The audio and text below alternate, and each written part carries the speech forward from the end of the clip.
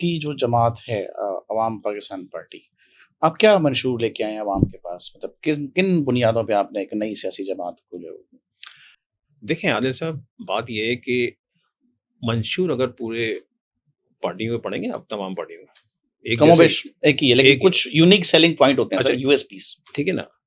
اب ہمارا جو ہم یہ ظاہر سی بات ہے کہ ہم ریفارمز کی طرف جا رہے ہیں.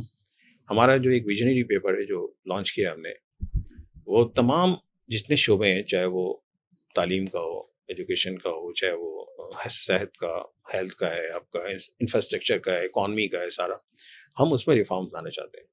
اور ریفارم کے بعد، کیونکہ ایک تو دیکھیں مسائل بہت ہیں، اگر آج بھی میں اور آپ بیٹھ جائیں اس وقت تو پوری رات گزر جائے گی. اتنے مسائل ہیں کراچی میں بیٹھتے ہوئے، کراچی کے. تو ہم یہ چاہتے ہیں کہ اس کے حل کی طرف جائیں. اس کا حل کیسے ہو، اس کے لیے ہم نے ایک ویژن پیپر بنایا ہے جس کے اوپر ہم چاہتے ہیں کہ پاکستان کے اندر ایک ری امیجنگ کا ایک اس میں ہم نے کانسیپٹ لیا ہوا ہے کہ ری امیجننگ پاکستان. اور اس میں پھر ہم نے آہستہ آہستہ سب چیزیں کی.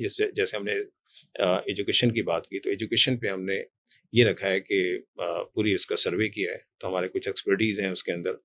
انہوں نے جو ہمیں بتایا کہ تقریباً اس وقت پاکستان کا 2.60 کروڑ بچہ جو ہے وہ اسکول میں نہیں جاتا.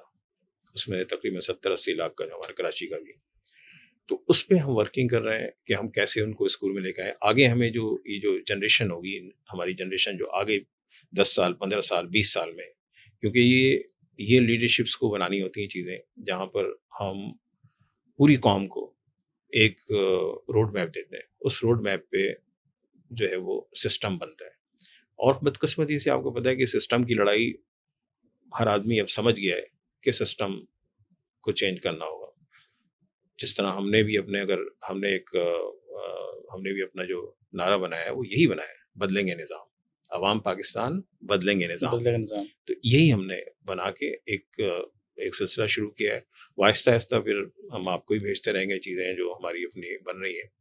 اس میں خاص طور پہ ہم یہ سمجھتے ہیں کہ پورے پاکستان میں اس وقت جو آبادی ہے، اور یہ چیز ہماری پرائرٹیز میں، شاہد خاقان عباسی صاحب نے بھی کئی دفعہ اپنی گفتگو میں یہی کہا ہے کہ پاکستان کے جتنے بھی اس وقت چاروں صوبے خاص طور پہ یہ عوام سے دور بھی ہو گئے ہیں، اور ان کا نظام جو ہے اتنا بدترین ہو گیا ہے اور اتنے تباہ ہو گئے ہیں کہ اب پاکستان کے چاروں صوبوں کو ہمیں تحلیل کرنا ہوگا اور ایک نئے ڈیلیمیٹیشن کرنی ہوگی. ہاں، ایک نئے سرے سے صوبوں کو ہم نے بنانا ہوگا کہ جہاں پہ ہم یہ دیکھیں کہ جو اس وقت اگر فرض کریں کہ ہم آج کراچی میں بیٹھے ہیں، تو کراچی کی بات کروں گا میں کہ 3.5 کروڑ کی آبادی کا ایک شہر جو کہ ملکوں کے برابر بھی ہے، اور کہیں پر 1.5 کروڑ کے ملک ہیں، وہاں پہ 20 صوبے بھی ہیں، 40 صوبے بھی ہیں.